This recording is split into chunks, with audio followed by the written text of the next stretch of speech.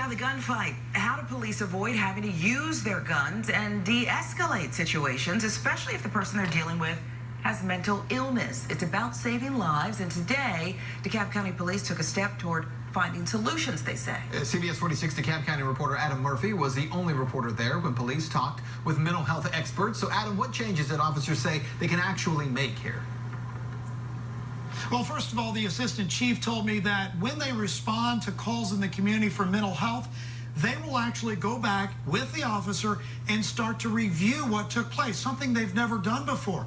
And on top of that, they said they want to learn more about how they can effectively respond so that hopefully they'll be out in the community responding and lives can be saved. With all eyes watching, Dekalb Police shared a disturbing training video with a group of mental health professionals. More people were aware, and we took away the stigma of saying, I have a mental health condition. Does the training include recognizing? Their objective?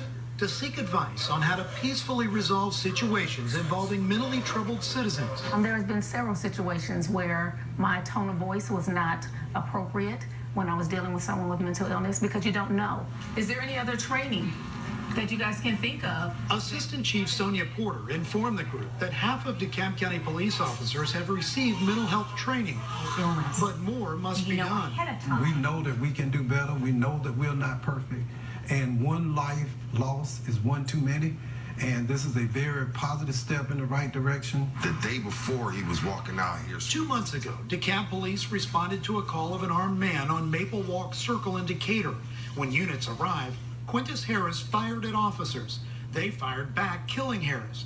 The victim's mother said her son had a mental illness and called on county officials to look for better ways to handle similar situations.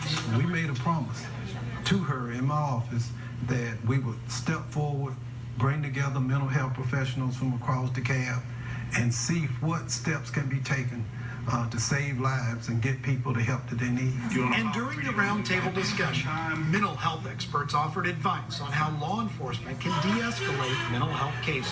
What you'd want to see is the officer remaining as calm as possible and speaking in as soft a tone as possible. Do you think this will make a difference? I think it absolutely will. We're starting a conversation, which is the first step in getting things started. I would love to take this conversation into communities to see what communities can do before law enforcement ever has to be called.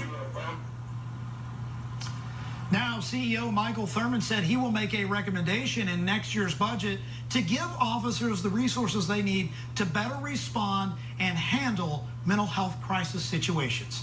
We're live in DeKalb County tonight. Adam Murphy, CBS 46 News.